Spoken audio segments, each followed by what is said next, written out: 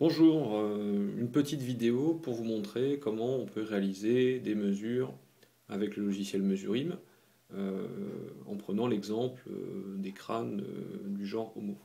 Alors, on va commencer par récupérer les ressources dont on va avoir besoin.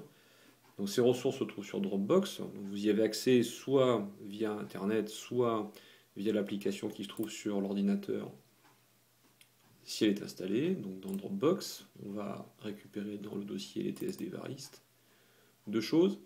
Donc dans le logiciel TP, on va récupérer d'abord crâne de primate. Alors pour le récupérer, vous faites un clic droit, copier, et vous le collez sur le bureau de votre ordinateur. Idem pour mesurer.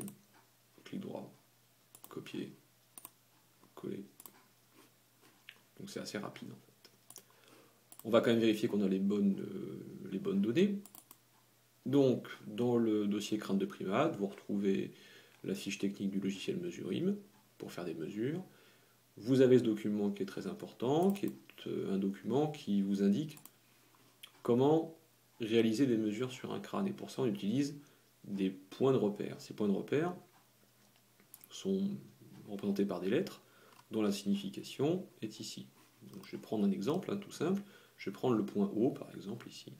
Le point O dans la liste, si on devait le placer sur un crâne, donc ce point, il est toujours placé sur le bas du bord de la cavité orbitaire. Donc c'est le point le plus bas ici, quel que soit le crâne. Ensuite, si je prends le point P, ici, donc le point P, c'est le point qui est situé sur le bord externe et le plus supérieur du trou auditif. Donc sur l'image ici, le trou auditif, on ne le voit pas trop, mais sur les photos de crâne sur lesquelles on va travailler, il est quand même plus facilement repérable. Alors, quel que soit le crâne, ces points occupent toujours la même place. Cependant, ce sont les positions relatives de ces points qui vont changer en fonction des crânes. Donc ce document, on va le garder ouvert, on va le réduire, et on va passer à Mesurim. Alors Mesurim, vous avez ce fichier qui est zippé, qui est compressé. On va commencer par le dézipper. Donc avec Windows c'est facile, un clic droit, et on va extraire le contenu de ce fichier dans un dossier qui portera le même nom. Donc ça y est, c'est fait. On va ouvrir ça. Et le gros avantage de Mesurim, c'est que ce logiciel ne nécessite aucune installation. Il ne peut pas y avoir de problème d'installation, puisque quand vous lancez l'application Mesurim Pro, je ne vais pas avoir la procédure classique d'installation d'un logiciel comme j'ai très souvent sous Windows. Donc là, Mesurim Pro, je lance.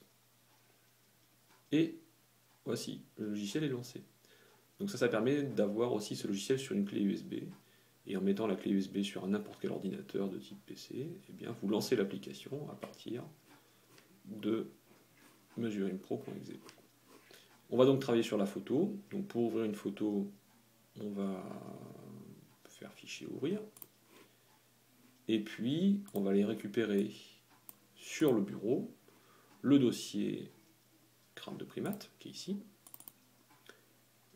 Et dans genre Homo, je vais travailler sur le crâne de l'homme de Flores. Il y a plusieurs prises de vue sous différents angles de ce crâne-là.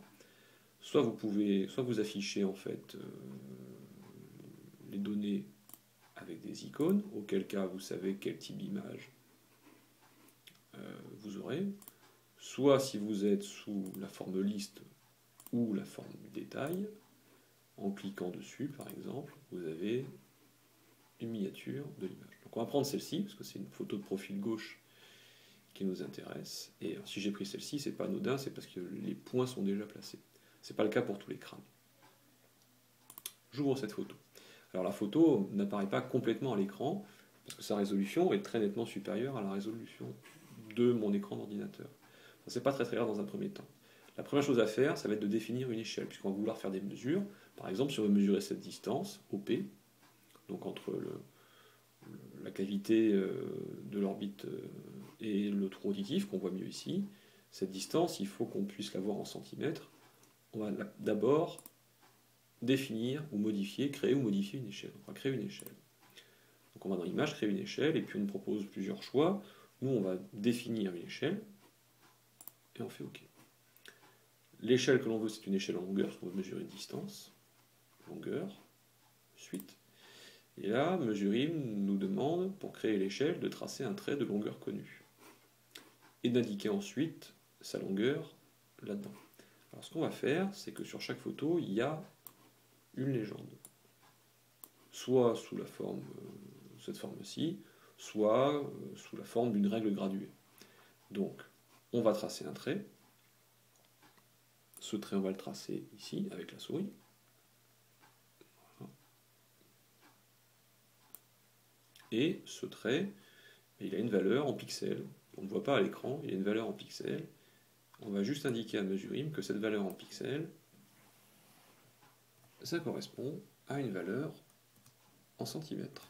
Et ça fait 3 cm, parce que mon trait fait 3 cm. En fait, le quadrillage que vous avez derrière la photo, ce quadrillage, ici, et ben, ça fait 3 cm, ça fait 3 cm.